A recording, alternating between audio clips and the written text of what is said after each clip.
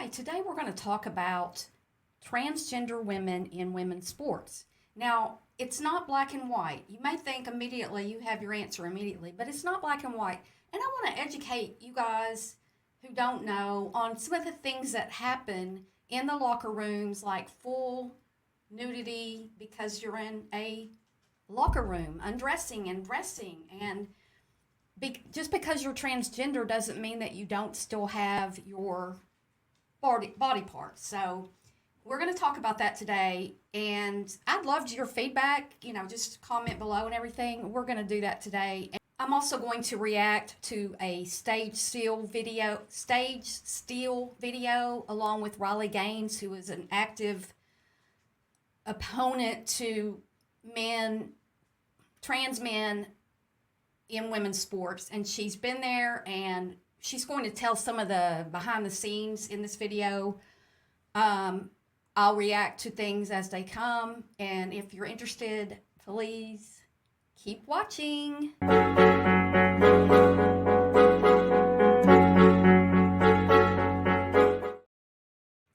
Okay, let's start the video. I'll tell you kind of this defining moment for me upon getting to that national championships. I only had to compete against him at one meet. It was like a week-long meet, but I didn't swim in the Ivy League, so I didn't have to go to Ivy Leagues with him. He wasn't on my team, nothing like that. I only competed against him this one meet.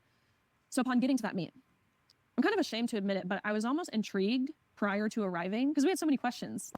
All those questions were answered, and I felt ashamed for feeling intrigued. I felt heartbroken, really, upon seeing this.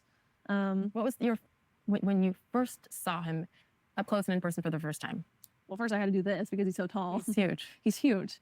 Wikipedia says he's 6'1", but understand Wikipedia is lying to you. He is 6'4". So I mean, this Goliath of a man. His feet are huge.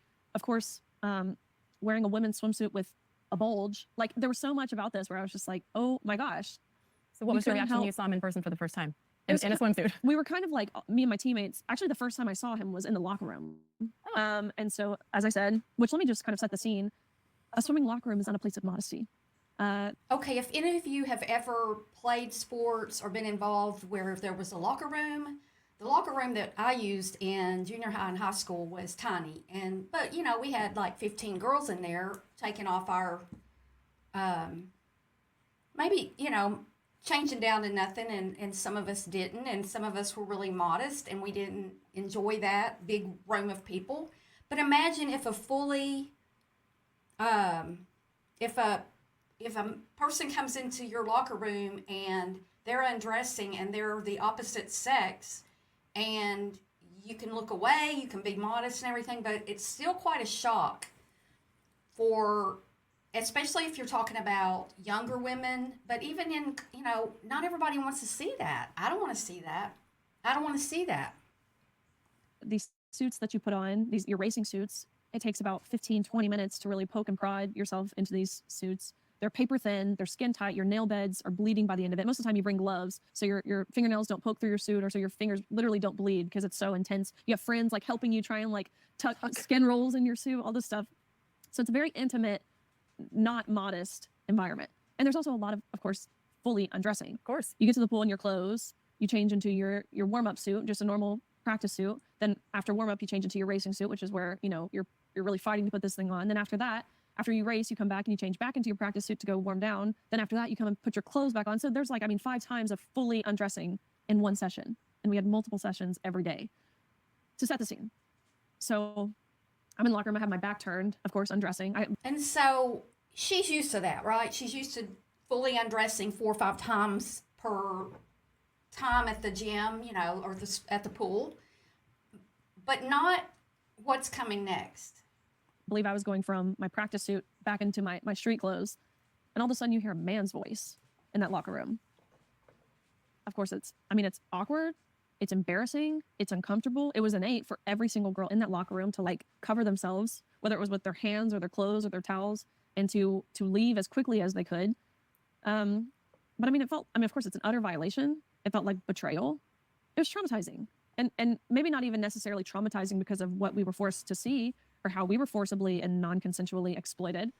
It was traumatic for me to know just how easy it was for those people who created these policies to totally dismiss our rights to privacy without even a second thought, without even. And this is what I'm saying about it's not black and white. Most things are not black and white. It's not just well, we want these transgender women to have available what's available to women. But then you take away the rights of these women who may have trained. I mean, just think about Caitlin Clark. Since second grade, she wanted to be in the WNBA. She wanted to be in the Olympics. She's in the WNBA, and it's inevitable that she will be in Olympics. If it's not this year, it'll be in 4 years. These people and swimmers, she says they spend like 6 hours a day swimming. There's little time to do anything else. You're growing up. You have a dream. Transgender people deserve their rights. But do they deserve, and I don't know all the answers, but do they deserve to come over to women's sports in what was a male body or is still a male body that is 10 to 30 times more powerful and physical, and even your breathing is better, your aerobic capacity is better as a born male. So I don't know what's going to happen with this. It may evolve into full contact sports and everything like basketball.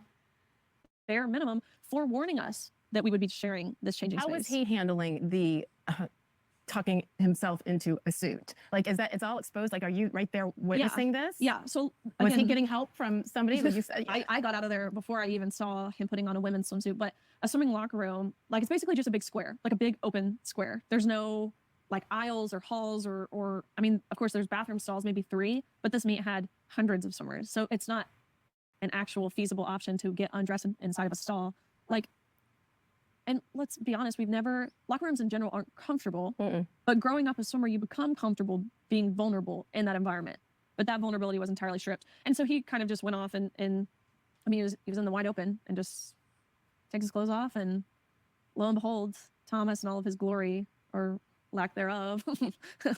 So that's what the experience was like, at least. How are young women and girls supposed to say, I don't want to compete against these people? I don't know what the answer is. And I side with this. I'm on the side of, let's not hurt anybody, let's make everything fair. But sometimes fair isn't going to be fair for everybody.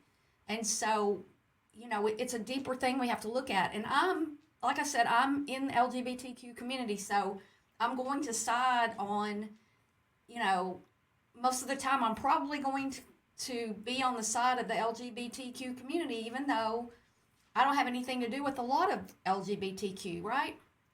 But I have a soft spot in my heart for athletes because I wasn't a good athlete, but I played sports as a younger girl. And I watch women's sports, and I just feel like if you start, where's the stopping point? Because you don't have to be surgically changed to participate right now in these sports. As she said, Lia Thomas was there in all of his glory in the dressing room where all these women were. I hope you enjoyed this discussion. I'm hoping we can go live soon and discuss this where I can get instant feedback from people. I imagine I'll need a lot of moderators when I do. But I wanted you all to hear